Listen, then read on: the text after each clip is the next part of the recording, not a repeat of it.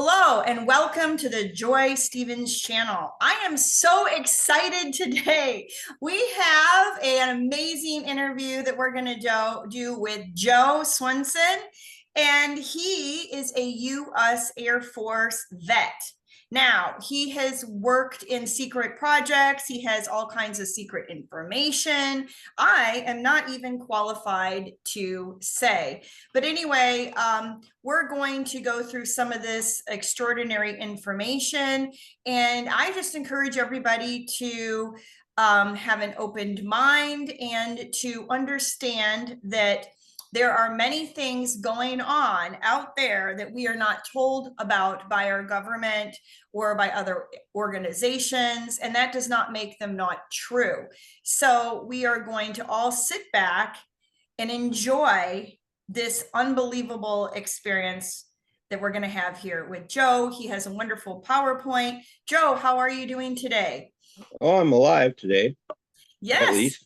Above the ground is better than below. absolutely. So go ahead. And is there anything else that Okay. you want to say about yourself before we get going? Uh, yeah, I'm a retired Reiki teacher master. That's what the initials are on there. My 50-year NDA on these topics has expired, so I'm no longer gagged by that. And there have been various people in government that have come out and talked about various portions of these things. Why don't we get right into it here? What I'm going to talk about is my views on 60 and 3 and the 20 and back programs. And there are multiple 20 and back programs, but I was only read into one. I wanted to get into some of the classification stuff. Now, the I want to military. clarify that the 20 and back, we're meaning 20 years going to space and back? Yeah. Yeah. Okay. Uh, the the government really has only two classifications that they put on things, but I break it up more because it's a little bit easier to understand if you break it up more. One is classified, and well, they have secret and classified, and then they have top secret, and that's about all they've got. But I'm going to start with the classified. This is where you'll find military intelligence, FBI, CIA, NSA. Some political people and some diplomats may have this level. It's kind of a basic first level of classification. Oopsie, sorry, went the wrong way. Then we have the top secret, and you've heard about this. This is where the projects are all black, but projects are black up and down the scale of this anyway. Black budget type things for most of them, and most people do not have this. It takes a special classification for this. And then we'll go on to the next one. Compartmentalize. What they do in the black budget is they will compartmentalize different things. And so this piece will send out to Boeing, and this other piece will send out to Raytheon. They'll just move them all over. And you never know who's got what piece. It may be a college or something like that has a piece of it. But they're only working on a small piece of the project, so they don't know what the overall project is. And this is kind of a red in, it's a black project. Above black, an individual assigned, the person who's above black is going to be assigned to a compartmentalized project, but he'll be working on something that's not part of the compartmentalized subject, but they'll use the compartment to pay him for what he's doing on the other. The contractor who has the compartmentalized subject has no idea that this project is going on under their nose. Yeah, that's the problem that I have come across is that some people don't even know who they're working for at all. And then some people know who they're working for, but they're not getting their paycheck directly from them. Yeah, So you have a muted paper trail with the yeah, money. So follow the money doesn't always work, actually. yeah. And then we have what I call the dead men tell no tales. When you're assigned to this level, you are listed as missing in action, killed in action, or DOA. You have been given a new name. You cannot contact anyone from your past life. You serve a minimum of 20 years, and then you have a 50-year NDA after that is over. It's awful. Yeah. So, uh, Dead Men Tell No Tales is the level I had basically in 1972 when I was stationed with aliens, Caucasian aliens, mostly. And when I came back from that, I was gone from our timeline 3 days, but it was 60 years out of my time, my lifetime that they had me. So anyway, I went from an E1, which is just a private, to an E7, which was a technical master sergeant. And I did all that during basic training because of this program. Uh, I was listed as MIA in Vietnam.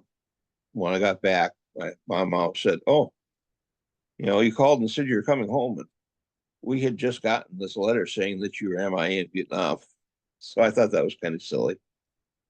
And they really wanted me to spend 20 years. This was for the 20 and back program. And they wanted me to be based at Lagrange Point 5, translating Chinese.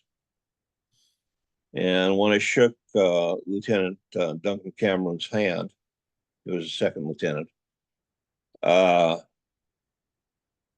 when I shook his hand, I knew too much about what the project was about, which Oh, really unnerved him. yeah. And so I was waiting, and they had me doing KP in officers' quarters, officers' mess, uh, while I was waiting for transfer out to Monterey, California to learn Chinese. And then I was given a dose of LSD and peyote. Yikes. Was that against I your will? Yeah, that was against my will, unknowingly. The military is good for that. Uh, and actually, when I went to base security, which was supposed to be a shrink afterwards, uh, they're the ones who told me exactly what it was I was given, Mm. and we'll get into that later. Uh, they gave me an option of treating me in the hospital in the Air Force there, or going home and being treated as an outpatient. So I was treated as an outpatient, and the treatment was actually to train me to be a remote viewer in the Gateway experience, which is another set of slides. How I got into the program, uh, how I got into the Air Force, really. I was going to tech school for electronics, and I was going to college for the core courses, basic English and Yeah. math and some of that stuff. And I was working 36 hours per week at 75 cents an hour. I was engaged to the love of my life. I got my draft number of 29, and there was no exemption for me. And Vietnam War was going on pretty strong at that time in 72. I do Uh, want to mention he still has the love of his life. yeah, So that's a lucky man. yeah, yeah, it worked out for me. I did a buddy plan enlistment with my future brother-in-law, and they took him about a month earlier than I went in. Now, he wanted military intelligence, and I wanted avionics, and neither of us got what we wanted. All right. One of the things that bothered them, that they had questions about, is the Air Force Armed Forces entrance exam, AFI test. I took that and I got a perfect score on it. Yeah, I was just gonna say, unless Joe doesn't want to toot his own horn, Joe's very smart. So very good at math. Yeah, and the Air Force had four tests there, and they believe that no one can have a perfect score, so a 95 is a perfect score for them. Okay. And there are four different tests that test you in different areas of where you are. And I got three perfect scores and 185, and the 85 was in business. Uh, I had plans for getting married on July 1st, and I was sent home in June. Uh, this My basic training was just basically going to someplace to take a class and then taking roll call and then sending me out for testing. And I had lots and lots of testing when I was in basic training, very little of anything else. Near the end of basic training, we came out in the morning and they wanted us to do a pull up. Now, I've never been able to do a pull up, but I can do a chin up. So I don't know whether that was some sort of qualifying thing or not. Uh, then we went to the rifle range. I qualified as a marksman on the rifle range on the M16. Of course, they only gave us 5 rounds at a time, and the targets weren't that far away. They were only like 50 yards, 25 to 50 yards, somewhere in there. So it wasn't that big of a deal to do that. Anyway, after we get back, when I get up there, my DI drill instructor tells me that he's got good news and bad news. The good news is I qualified as a marksman. I'm going, yeah, whatever. And he said, the bad news is you got to go to extra physical training. Okay. What's this a cover for? I say, okay,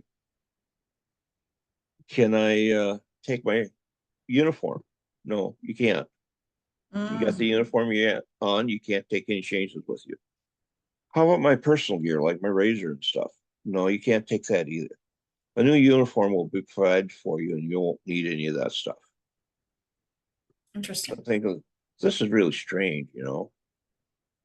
And he gives me this yellow post-it note with some strange writing on it. You know, it's just a lot of lines and arcs and whatever. It's no handwriting. It's not cursive. It's not printing. It's not hieroglyphics. It's not rongo rongo. It's weird stuff. I almost can just see you as a tall, thin young man looking at your Yeah, post-it note, like, what is this? yeah. At that time, I was 6'3" and 160 pounds. Right. Now this is before my 3 days.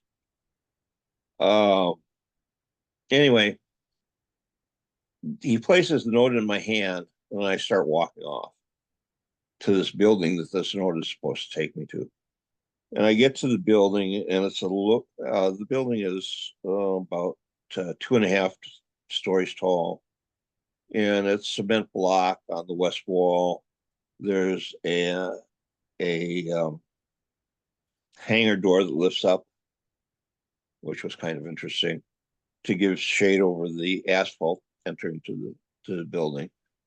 And it was totally black inside. You couldn't see anything in there. You could see the floor and you could see the angle of the sun because this is at 9 o'clock at night that I'm going there. And you could see the sun going in because it's on the west side of the building. Next to it is this great big uh, pine tree, huge pine tree. You know, and I'm going like, how do they get trees that big in Texas? You know, and it's got a circle of shade directly underneath of it, which is kind of weird, but no shade on the building. Okay. You know, but if the sun's coming in from that way, there should be shade on the building and the circle. There should be light coming underneath the tree, and there wasn't. And I get there and there's this body voice that says, "Why are you here?" And I say, learn to do a pull-up, sir. Learn to do a what? Say that Pull up, again. A pull pull. up, sir. I didn't know what to say, you know. Uh, when I call it the 60 and 3 program for me, it was time with Caucasian aliens in space. I was gone from Earth for 3 days in our timeline. Who did you Uh, perceive that voice to be then, and who do you perceive that it voice to was be it now? was in my head. Oh, okay. So you're just talking to yourself, like, what am I doing? Not well, it was a different voice in me. My inner voice is not that one, but so it was probably some sort of telepathy. And in talking with others, I found out that this is kind of normal. Yeah, Uh, and your voice. Yeah. during our timeline, it was to spend 60 years with the Caucasian aliens during life, my time, lifespan type of thing. And that was all it was supposed to be, apparently. And I wore a silver suit. Their spacesuits are compression suits. They're not pressure suits. There's a difference between the two. It's kind of like wearing a wetsuit, only it's got more technology in it that you can shake a stick at. And it's very thin. It's very thin, yeah. And it It, was made a lot of silver, like something that was very conductive. it looks silvery. It looks silver and shiny. Right, but you're not really sure what it was actually made out of. No, Right. not really. Uh, the whole time was supposed to be with, I believe they called themselves the Confederation of Realms, uh, or dimensions, or whatever. The helmet on the suit had a heads-up display, and uh, on my way out, as we were going out, I ended up in a room, uh, my room for the what I was, on board the ship, and I had the suit on, and they opened a portal between just outside of the Earth or somewhere, to the rings of Saturn, and the ship went and I didn't. Can And we step back to a little bit of your time on the ship and like your room and your accommodations and like, we'll get there. We'll get there. okay. Uh, so the ship went and I didn't, and I was glad I was in the spacesuit because that's where I was in space, just sitting there. They had me doing program learning while I was there, until they could come back to get me. Holy cow. And then they came back, got me, and took me there. Uh, the ship that I was on, the base or ship or whatever you want to call it that I was on, I had a little cubby hole of a room out where we were in the rings of Saturn. We were constructing two vehicles at the time. There were shells. One was 2,500 foot long. The other one was 8,500 foot long. The 2,500 foot long one was meant to be a base at L5, and the 8,500 foot long one was one for going out to other solar systems and stuff. And my room there was really small. It was an 8 by 8 room, and it had a platform that you could sit on or you could lay on, but that was about it. They wanted me in my suit all the time because of what happened, as they were going out there. The floor, the walls, the ceiling, and the platform itself were lit, so there were absolutely no shadows, which I know sounds kind of strange. Was it lit in a specific color or kind of light that you were aware of or that you, The colors changed and the intensities changed depending on time of day and what they wanted me to do. Sure. So well, you're right. There's all kinds of things that happen there. The exterior hallways were lit like a dark room, very dim red lights, just kind of focusing centers and stuff. Yeah, what And are the red lights for? Sort of. well, that was to keep your night vision. Okay. You know, um, and when you when you had a task to perform, you the lights would come on, and each year you got to go get this task or do this or that or the other thing. And there were little lights that would light up to show you the way as to where you're going to go. Now, was there music or was there information that No, would be transformed no through the air? music, no music, no No uh, entertainment, entertainment, no art, uh, just the no, harsh reality of where you are. yeah, and okay, so that's kind of what it was. And what I was doing there at that base is I worked with a hydrogen oxygen plasma deposition torch Yeah. to weld the rock, which was the debris from the rings of Saturn, together to make the vehicles. And they had some other ones in construction there that weren't related to what I was doing, that were much bigger than what I was doing.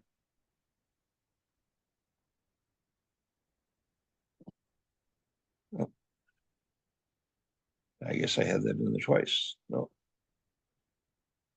there we go. Did I get that right? Excuse me. I'm just, yeah, Yep, okay. this that's about your room. Now Yeah, we're yeah. mhm. Uh, Another time we were on another planet. It was twilighty, you know. They said it was daytime, but it was, how it is when it's dusk in the summer, you Mhm. know. It was kind of like that.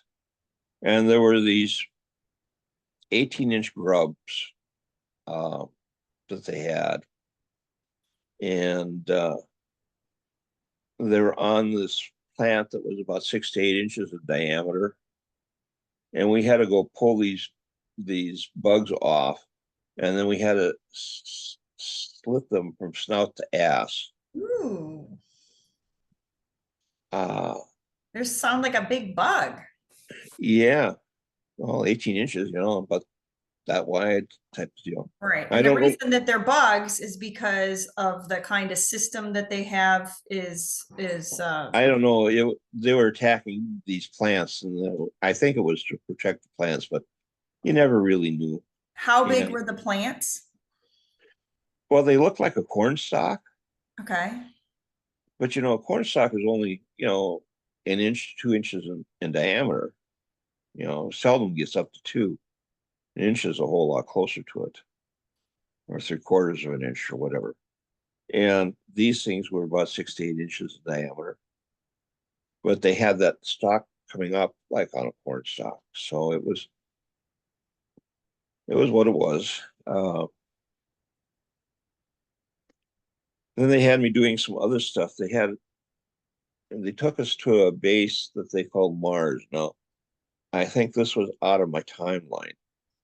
So I don't think they're supposed to do that, but they took me to this base, and one of my jobs was replacing the uh, plasma fusion batteries. And the base was underground, and at the entry to the base was where the battery system was. I had Now, to. is this at Mars or Saturn? This is Mars, or that's what they called it. Now, I'm dyslexic, so I may have misunderstood it, and they may have said ours. Right. It could be a whole nother location that we are not aware of. Yeah, it could You be really anywhere. don't know where you really It don't. could be anywhere. I don't have any idea where it actually was. Correct. No idea. And I was changing this plasma fusion battery. It's plasma fusion battery is about the size of a three ring 2 inch binder, that you have for notebooks and stuff for school and stuff. And you had a couple thumb screws that you loosened up, and it dropped out. You pulled it out, you slapped a new one in, and put it back together and screwed it back in, and you're back online. And in that short period of time, a T-Rex came in, about 7 foot tall, and it was feathered with iridescent black, dark blue feathers. And it took out about 4 guys before they could bring it down with basically a railgun, portable railgun, like about the size of a bazooka type of thing. Then they had me doing some remote sensing, setting up remote sensors, and there was a cave where the reptilians were, and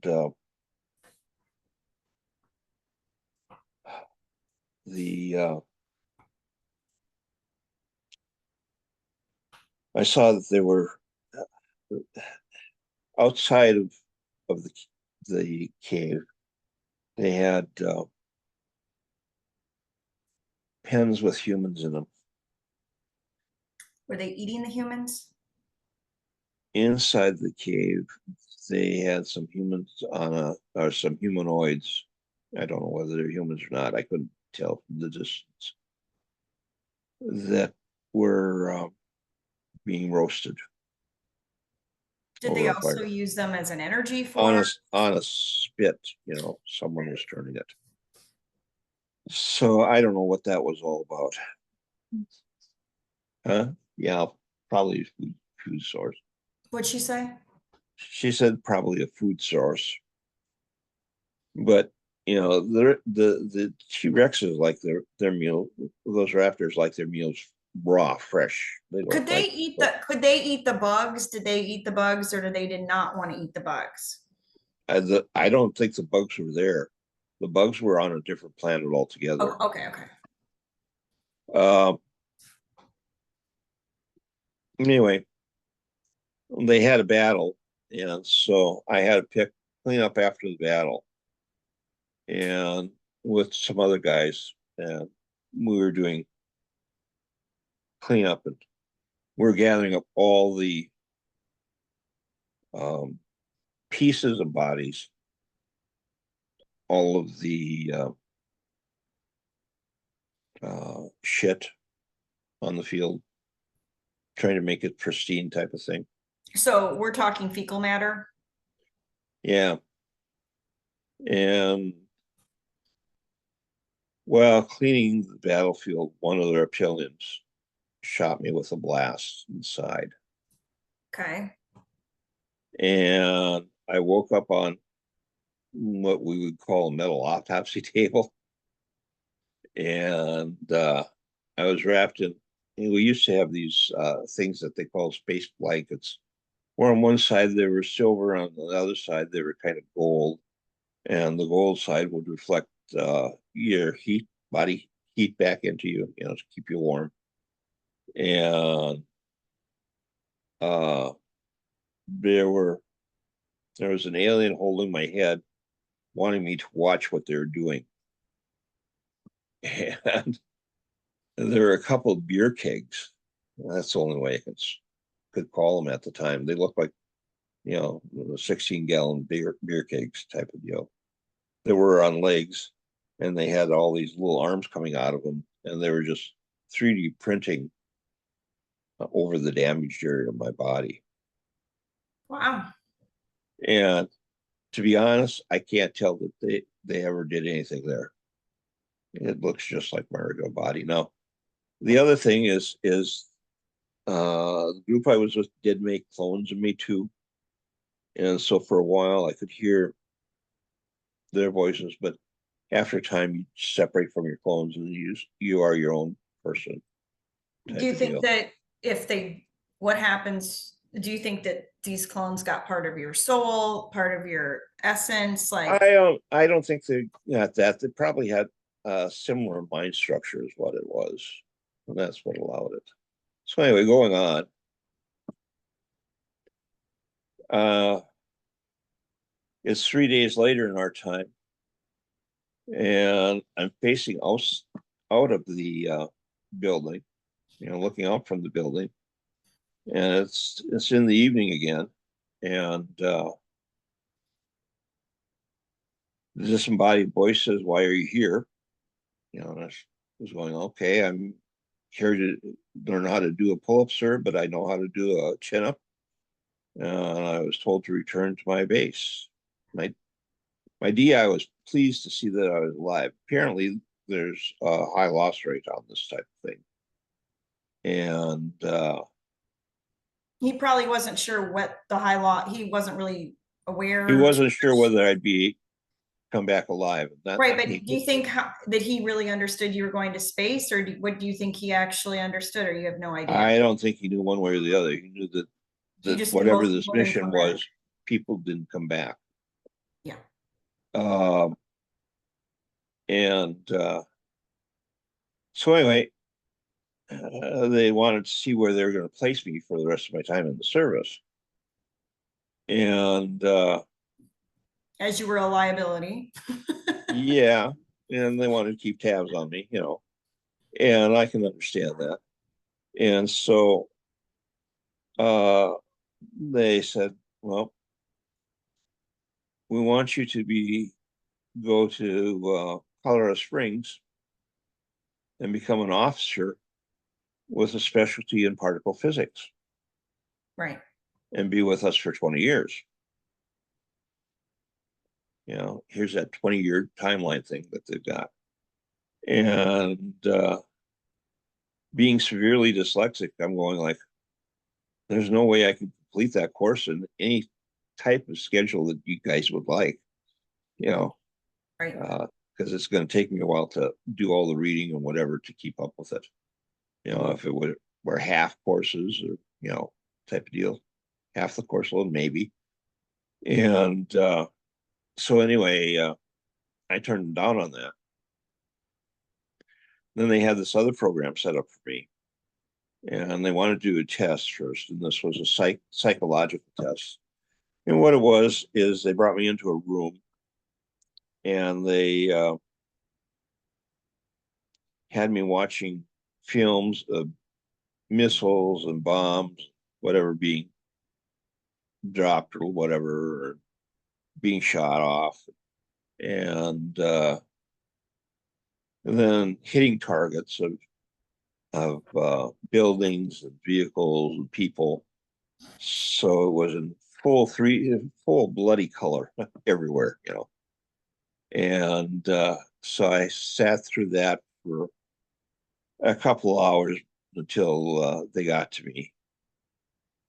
And So I went in. they show you awful images until they get you upset. Is that what we're trying to say?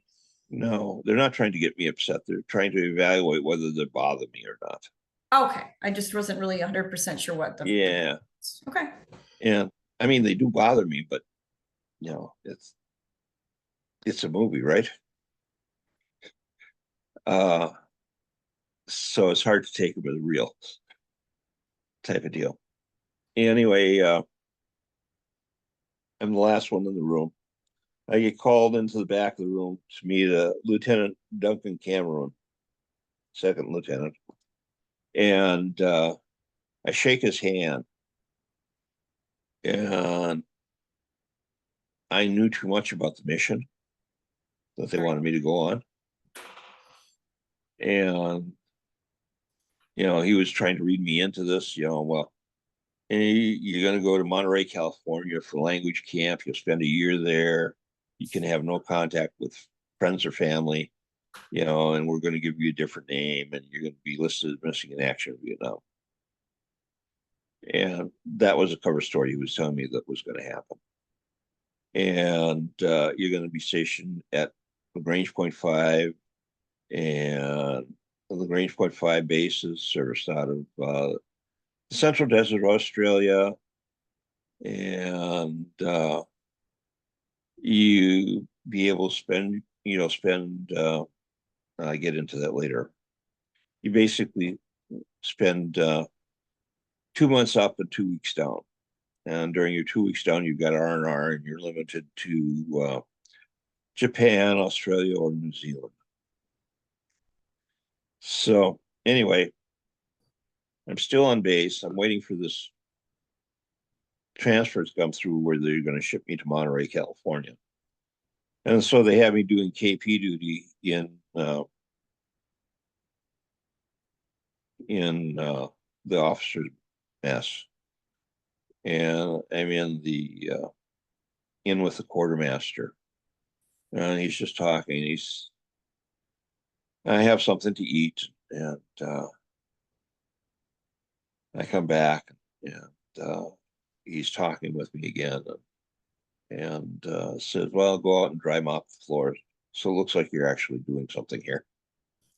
And so I get up, go out and dry mop the floor. The floor kind of raises up, and there's red tiles with black grouting, and it just kind of raises up and goes like this. And a few days later, I wake up with a detonator in my hands. It's part of an IED, and don't know how that happened. This is all very confusing, but I'm just gonna. Yeah, it is confusing. What had happened there? After I wake up, I bring it to my DI. I tell him to be careful about it. I know what it is, and he takes me to supposedly a shrink, but it's actually base security. And they tell me I was given the LSD and peyote, and I just had a bad reaction to it. So that's why the floor was doing this. So they give. Yeah, So they that give was a you. trip. You I just went like on a trip. right. So Well, they. So what they did is they give you drugs like in your food or something, like or whatever yeah, you drink. And then they tell you, oh, go wash the floor. And then they're basically essentially seeing what your reaction is going to be from this. yeah. And keeping in mind that you've already been in space and your system already reacts to things different, they're trying to kind of evaluate that, or they're trying to see if you're going to plug back in with space. What is their goal in drugging people besides obviously messing with their It may consciousness? be another test. You never know, you know. Right. Uh, so he gave me a choice of spending 6 months in the hospital there, or going home and being treated as an outpatient at the VA. All right. So you're going to mess me up, and then you're going to give me a choice on what to do about fixing what you just caused. Yeah, So we're going to try to discredit you, or we're going to try to confuse you about what you understand, so that yeah, you aren't sure any longer when you talk. exactly, Right. exactly. I chose to go home, but they couldn't send me home right away because I was under 100 pounds at that time at 6'3". Yeah. So Very, very thin. I lost 60 pounds during that 3 day period. That's That kind of three odd. day period. Yeah. Yeah. And Can we they can put we me, talk about what can we talk about what you ate, or how they used frequencies and space, or are we gonna just sort of avoid that? we'll avoid that at this time. Okay. We, anyway, so they gave me, I'm on 50 milligrams of Valium 5 times a day. They want to Yikes. keep I me, don't really, I can't understand that, so I'm just gonna listen. well, that should be enough to knock a horse out. Okay. Okay. And it barely phases me. And they send me to a different barracks, which is an older wooden barracks. And they assign a guy to be my best friend, best buddy. And I've got my first paycheck. And so I haven't been out of my barracks the whole time I've been on base, basically, other than marching to class or test or whatever, but never to see anything that they have on base, like the base exchange. So I said, well, I want to see the base exchange. My cousin had been to the base exchange. Did they You have got to bowling? Did they have bowling at the base exchange? no, that's at the rec center. Okay. That's next. But so my best buddy um, says, "Okay, I'll take you down there. Here's your first paycheck." And I'm going like, "Okay, I got paid for being here." And we go down there, and uh, they have a bunch of sunset books, which are how-tos on crafts like macrame and winemaking and cheese making and beer making and floor plans for houses and woodworking and leatherworking and all kinds of stuff like that. So I pick up an armload of these books, and I thought they'd be nice to have take home. And I go and I pay for it. I start walking back, and I get back and check in with the person on duty, and to say that I'm back, and put the stuff with my duffel bag, and he comes in a little bit later, and over here saying, "Yeah, he just vanished in front of me." I'm going, "I didn't vanish in front of you. I went over and paid for the stuff and walked back. And so the next day, I got two guys assigned, and I hadn't seen the rec center she had asked about. And my wife and I liked to bowl at the time, and it was a 96 lane bowling alley. And I thought, that's got to be something. Not thinking that it's summertime and they're probably finishing. But I get down there, and well, there's no bowling because they're refinishing the lanes.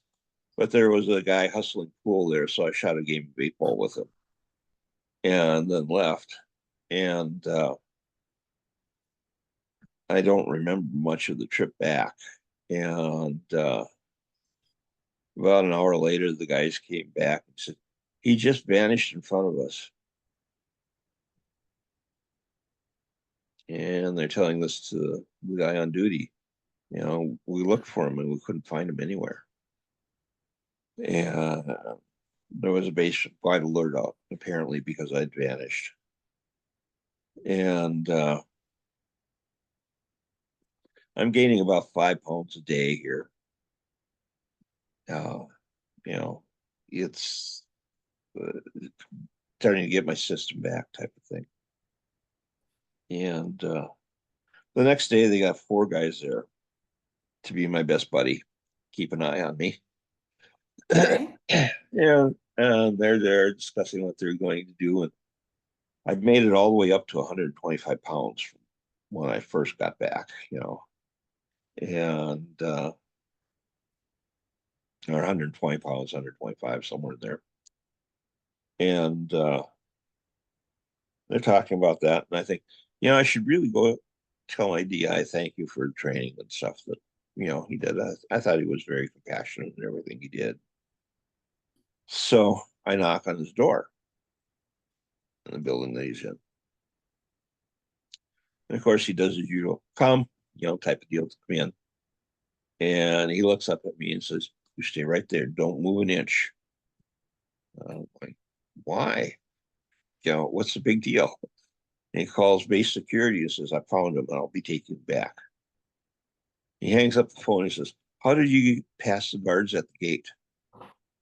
And I said, "Guards, gate? I don't remember any guards." And I walked, maybe. And as we're going out, it, it's the barracks that we had been in before, and there was another building on the same asphalt pad that we were on. And that other building was going to be a code room. Well, they had all the satellite antennas going up on it and stuff while we were there. Okay. And they put 2 layers of fencing around the compound with barbed wire going in and out. Well, not barbed wire, razor wire going in and out. And they had 2 guards at the gate. And as we're walking out the gate, the guy says, "I'm going to have long talk with you guys when I get back here. He walks me back to this old barracks, you know. Yeah, they check me in for the night, and I have no idea why there was a base wide alert for me. All I did was walk over there, you know. I didn't do anything strange. And the next day, uh, they wanted me to go home, Mhm. and there were four MPs there. Did they decide they just couldn't control you? Did they decide that if you I disappeared? I think that was part of it. They were trying. They didn't want me to go back as thin as I was because that would have looked like they were abusing me, if you know what I mean. Yeah. And so they, I want to. So anyway, they they had four MTPs there, and they were waiting for me when I got up in the morning. And then two of them placed hands on me, while the other two walked with me up to do some paperwork to sign for my release from the Air Force. Now, when I went into the Air Force, I had read the contract that I had, and the contract was for 4 years. And the contract that was releasing me said I had signed up for 6 years. Hmm. And I know very definitely I read very specifically what was going on. And so I thought, well, that sounds strange. I signed for 4 years. What's the deal here, guys? And this is when you sign. No, it's not. I compared the signatures. I'm going, well, damn, it's my signature. I don't know how they did that, but okay. And it said I went from E1 to E7 in basic training. But to get to E7 is a minimum of 10 years, and that's if you're on a fast track. Okay, so for people who don't really understand what he's talking about That's there, pay grades. right? So uh, anyway, two guys had hands on me at all time. And I said, should I go pack up my bags and stuff? And one of the guys said, uh, one of the guys went back to pack up my gear so that it could get with me. But I wanted to take my blues, Air Force blues with, because we planned on getting married with Air Force blues. And instead, I got the tans or Sure. khaki. And he packed up my stuff, and then the four of them marched me out with hands on me at all times. Marched me out to the car. And the guy who had my duffel put that into the trunk and opened the door for us. And the two guys that had hands on me, um, and I got into the back seat with hands on me the whole time. So you can imagine what that was kind of like. Yeah, men love it when other men touch them. Yeah, especially like that. Yeah. And so, and, you know, one guy who was going to be the driver got into the driver's seat. The other guy who dropped my stuff into the trunk got into the passenger seat. And they drove me back to the airport, the commercial airport. And the guy who had the duffel uh, checked it in and got my ticket on the airplane to fly home. And the two guys had their hands on me the whole time. We're walking through the airport. They didn't have the security like they do today, Sure. and we walked up to the gate for the plane, and the person that was tending the gate, you know, they gave him my ticket. The guy who dropped it off came up with my ticket, and they walked me onto the plane and they put me in first class. Nice. And I was the only person in first class on that flight. Interesting. And I thought it was interesting. The two guys that walked me there and sent me in first class stayed at the door and kept eyes on me at all times until the plane was fully loaded and ready to take off. So do you think that they weren't sure if you were going to disappear, so they didn't want anyone up there to see you disappear? No, they just didn't want to lose me again like they had before. Okay. And was I teleporting? Yeah. Very likely, very likely. And I realized that that was really what I was doing was I was mentally teleporting, but that came later. Okay, so here's the 20 and back program.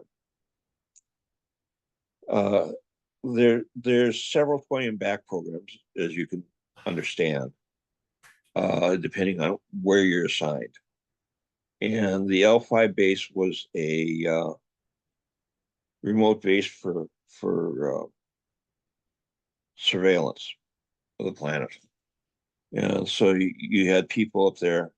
My job supposedly was today we have a waterfall display and ham radio, and you can see where there's channel acting. They show that type of display on Skinwalker Ranch when they're doing their 1.6 gigahertz thing.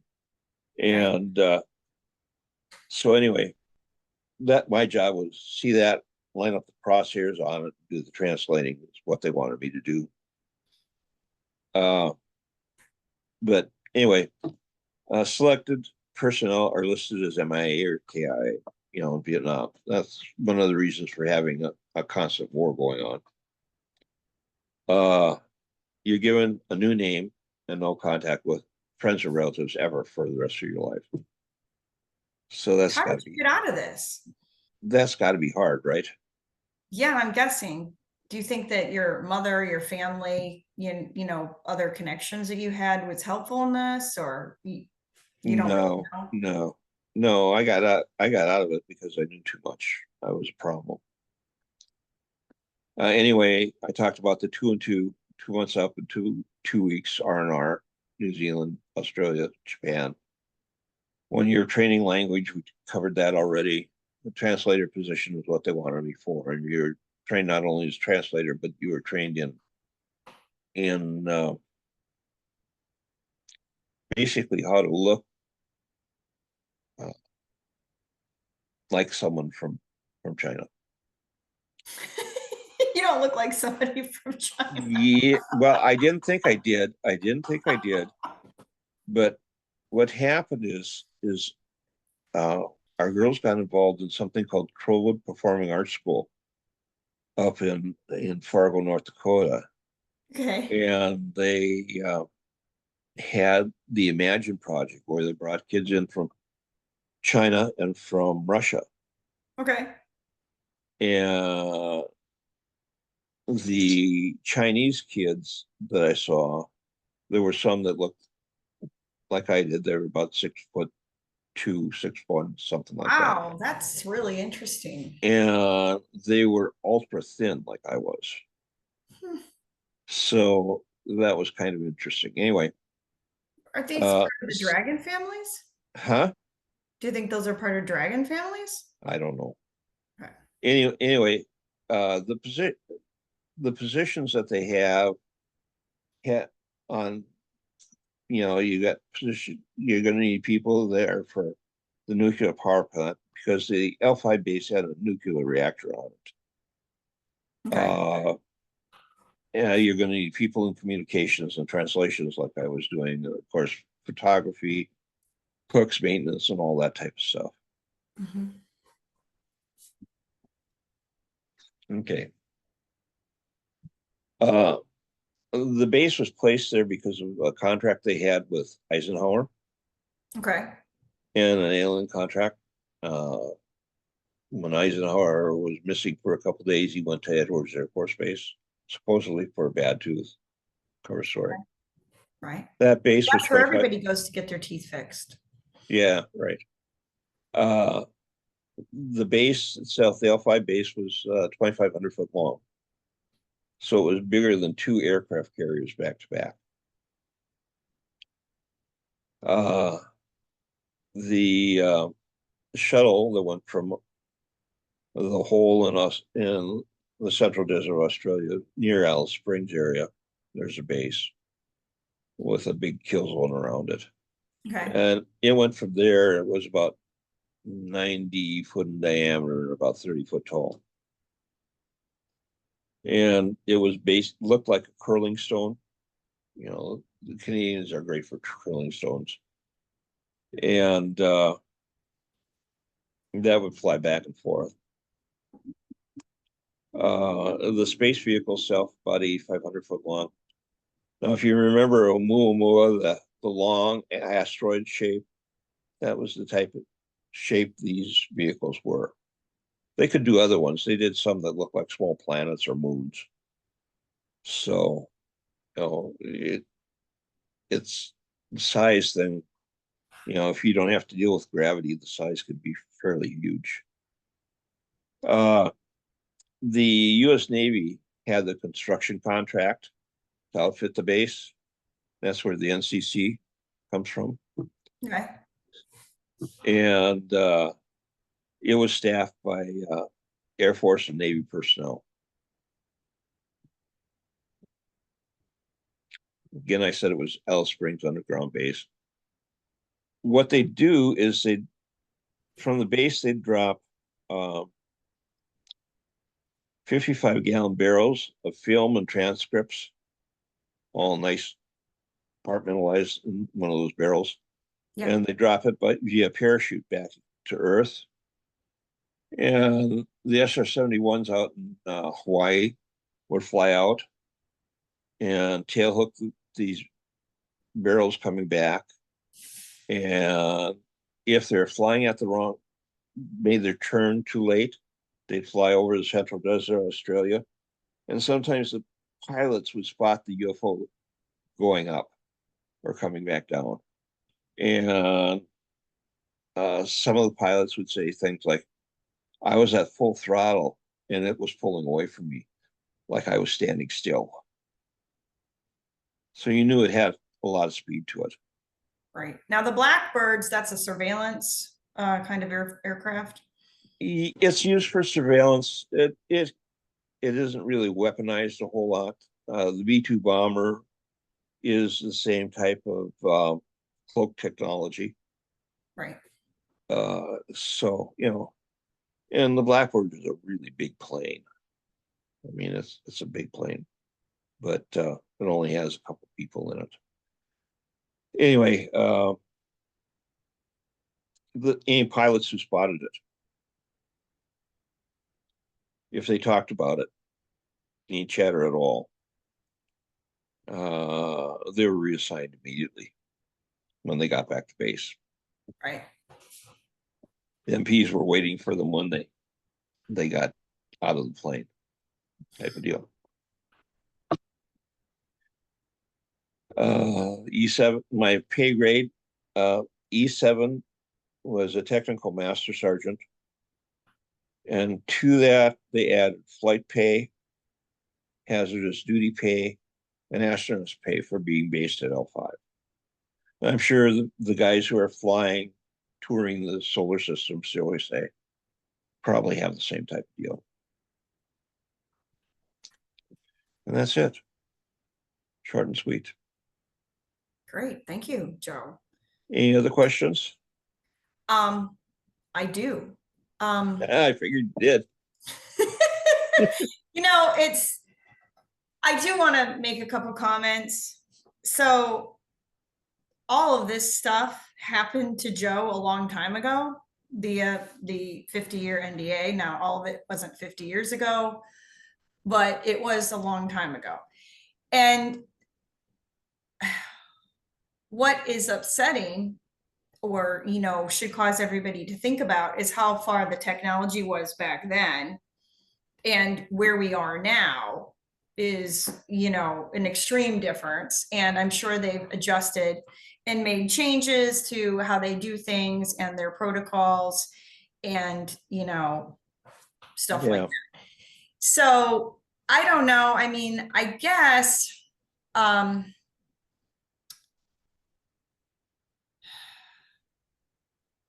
I just think that we're lucky to have you here at all. And this, is while I know you have way more information that you aren't disclosing, this is like some of the most riveting information that anyone has come out publicly with. And um, Well, I think there's others that have come out with it, but right, there's been I don't know how I want to put among the researchers, they've stopped uh, talking about uh, the space soldier program yeah. Well, programs. and then this, I think the Secret Space Force, I heard a couple years ago, was taken apart, which, like, I don't know if that's true or if it was absorbed into something else. But honestly, it personally concerns me about who was out in space and their physical safety and their well-being, and also the disposal of people. And then when we're discussing clones, and those are basically human beings that may or may not have souls and look human for sure, but that they are Well, they look like you do, you know. correct. And If they clone you, that's what they look like. right. But the problem is these are off the book people. So Yeah, it was interesting when McKinnon came out with his hack of NASA. And he found all these space vehicles and their names, and some were crewed with uh, humans, and some were crewed with aliens, type of thing. That's basically all part of it, you know. So I'm saying that that was real. Uh, we had in the 80s, we had the TR-3B out there, and we had a number of them. Uh, the small ones were 300 and 600 foot. Uh, there were some that were much larger than that. And there was a flap in the 80s over Belgium where the TR-3Bs were sighted. And I was informed by someone who had been on one of them that at 40,000 feet, you could hear someone whispering on the ground wow, from one of those. So, I mean, you that's the know, problem. There is no the idea. Everybody gets. Is there a way that we can not share the screen anymore, and maybe we could both be bigger? But yes, there is. Just a so minute. you work on that, and I'll talk. But what I think is concerning and interesting also is great. That looks great. So what I think, and hopefully that worked out good. This is the second interview that I've done with Joe. Um, but the other one was on a different format in a different way. And I will see maybe later if I can get that up on this channel. But right now we're not going to worry about that. Um, Yeah, and I don't think I had PowerPoint with that one. no, we didn't have a PowerPoint with that one. Yeah. So that was an in-person interview. So what we are talking about, and I just sort of lost my train of thought, is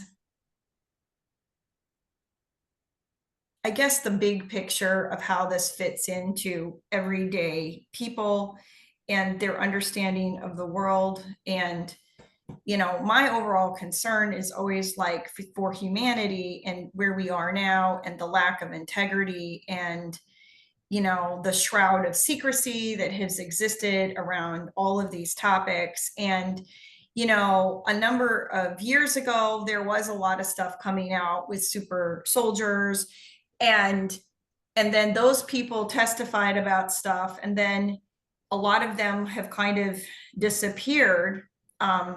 There was an onslaught of a bunch of people that I would say were a little bit younger than me that came out and talked for a while, Yeah. and a lot of them were men. Um, so, the problem is that everybody likes to talk about human trafficking and, save the children. And I've obviously am, against human trafficking, and obviously I'm for saving the children. But what people forget is that boys turn into men. And like, I'm just struck with the lack of, anybody thinking about what people are using people for outside of just sexual activity. So there's a lot more going on above the ground, below the ground, in space, whatever is going on wherever. Um, and when people are praying and being concerned for people, um, I really want people to add men to the list. So, like, I just think the fact that we sort of forget about men in our society is ridiculous, and it's abusive. So, um, that's what I have to say about this, is that, men have feelings too. Yeah. And you had asked about frequencies earlier. Um, a lot of the stuff that they did had to do with frequency. The plasma fusion battery, basically, it was heterodyning two frequencies together and like changing hydrogen to helium type of deal. And that gave off neutron radiation. And then you had a series of shields that would convert the neutron radiation into electricity. Right. And so it's basically how everything out there works. It was based on Right. frequency, frequency for healing, frequency for making things. It's just the way it works. And they had a different view of the universe. Uh, typically, here we talk about quantum mechanics, and they were more of a sea of energy type of thing. And here we talk about 3 to 4 dimensions, and they're talking about 11 dimensions or type Right. of thing. So, Right. and it's interesting that uh, understanding that now the scientists here are saying our brain cells are organized as an 11-dimensional matrix. Right. And it's interesting, people like Tesla, who know a lot of stuff that a lot of the rest of us don't know, and was really ahead of his time and still ahead of this time Yeah, in a lot of respects. Like, a lot of people got certain, he was very sick, and I think that sometimes when people are very sick and they've had almost like death experiences, it causes them to be able to go into other dimensions, and to maybe he had extraordinary hearing and whatever he was able to hear, and he wanted to create some kind of device to, I don't know what it was, to hear something. So I believe that he was able to tap into something that most people can't. yeah, and you know, uh, Tesla obviously was genius, and Tesla believed in the sea of energy also, Yeah. and that's why he and Einstein had issues is over quantum mechanics and sea of energy approaches. Who did you have issues with? He had issues with Einstein, Oh, right. They're two Albert different. Einstein. They're two different. They're Albert Einstein, yeah, they were contemporaries, but different, you know. So, I mean, Einstein, said, "Go ask Tesla. He knows everything," which was kind of cute. But yeah, and this technology actually does go back. Uh, I mean, the aliens have been here for a long time. Uh, as far as we're they're concerned about us is we're the human experiment. Uh, and I don't know what they're trying to find out, but or their experiment that they're doing. And so they got to keep tabs on it. You'll find that they're probably tracking certain genetic lines for people. Absolutely. Yeah. So people who are abducted probably runs in their families. Right. And there's something about the the problem, like 23andMe and people send in their DNA, like just help them out. Do you know what I'm saying? And figuring out who Yeah. your family is. And unfortunately, you have somebody in your family who was stupid enough to send stuff in. So, No, I sent stuff in because I wanted to know. well, but they already And have all you your know what information they anyway. sent back? Nothing, basically. No, What? they did set they said we couldn't test your sample. What? Yeah, twice. So Well, I they thought didn't that want was to give you, they couldn't test your sample. What do you do with that? Did you save those letters? I'm sure you did. no, I tossed them. You Hmm. know me, I don't keep stuff like that. Yeah. If they said something that, oh well, you're this and this, yeah, then I would have kept it. See, but to me, sometimes the fact that they send you nothing says more to me than sending you some like, obscure, like you are 2%, Norwegian and 7%, Yeah, Italian or whatever. So, because to me, that's really, not very significant information. And a lot of that stuff you already kind of know. So it's like there's so much more stuff in your DNA that you're actually giving them. And I forget which one of those companies is actually owned by Jasween Maxwell's sister, interestingly. So, I think that's 23andMe. right. So is it a good sign that I heard yesterday that they are in fact going bankrupt and they're wondering what they're going to do with all the samples? Like, what does that say about, maybe somebody being taken down or, something else going under the radar or Yeah, I don't know what's going to happen there. See, years ago we had more freedom than you do now today. yeah. I mean, the thing You is, you got you got well, for me, all of my everything I do with the phone and internet and that type of stuff, uh, all seems to when I do traces on the where it's going on the internet stuff, it all seems to go through New Jersey. And back in the 70s, they had something called Project Overlord, where they're trying to capture as much of that as they could, and it wasn't big enough, so they made something bigger. So I don't know whether that was a New Jersey location or not, but yeah, it's interesting. I mean, some people theirs goes to Kansas City. Some people go someplace out west, you know, different locations, and it depends on how the internet is wired up. all I know is that I hired a professional hacker to look into some people in my family. And one of the other family members and I were in two different states, and all of our stuff was being like hacked and surveyed by the same person. And one of the other family members, we couldn't even get into their computer with it any way.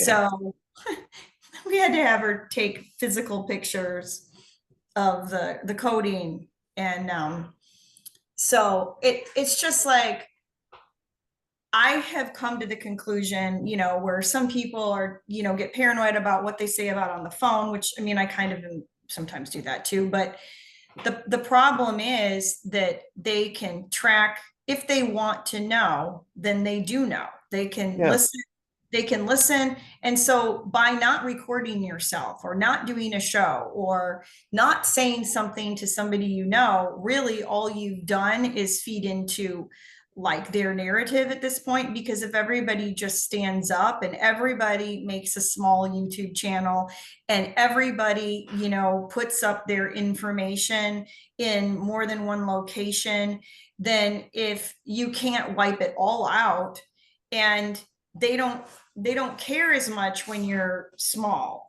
or whatever, so some of the big names maybe have to be more careful with what they put out. um but if everybody just starts putting out stuff, I think that Well, and we can certainly use that to test the limits of what they can capture, if right. nothing else.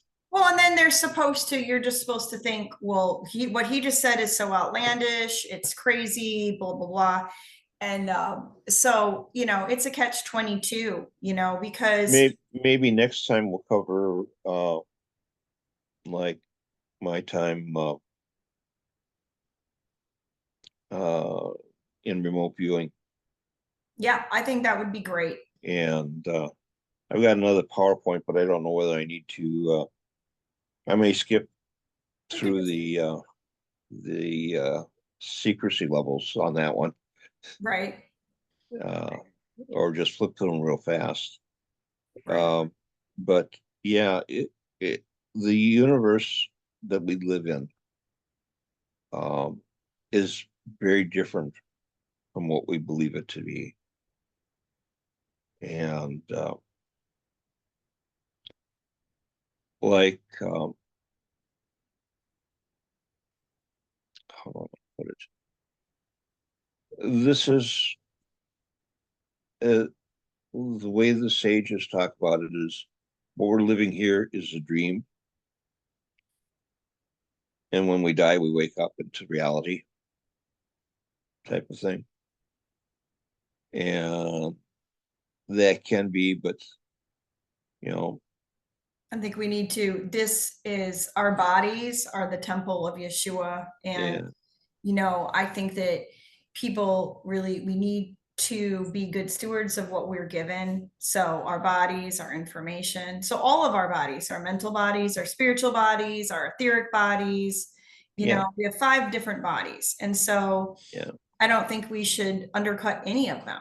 So, and we all are supposed to work together for the glory of Yahuwah, the Father in heaven. So, all of our bodies, I guess my prayer is that we would all of our bodies would work together for Yeshua's glory and to help each other and to forward like our goal and our mantle given by the Most High. So, um, and to kind of prune off whatever we are doing that's not um, really 100% aligned with what we're needing to do. Now, there's sometimes things that we need to do to support ourselves or in alliance with what our main calling is, but at no time should we ever lose sight of whatever we're supposed to do.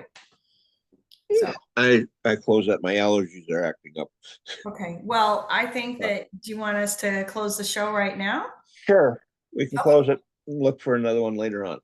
All right, so we invite you guys to subscribe to the Joy Stevens channel, and Joe is going to be coming back, and we're going to talk also about remote viewing and maybe your website next time, or we'll pick a different topic. And there's a lot Yeah, more to come. And blessings. Thank you so much, Joe, you're for welcome.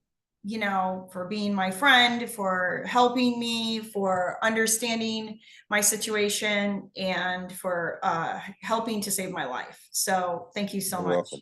Blessings. Blessing.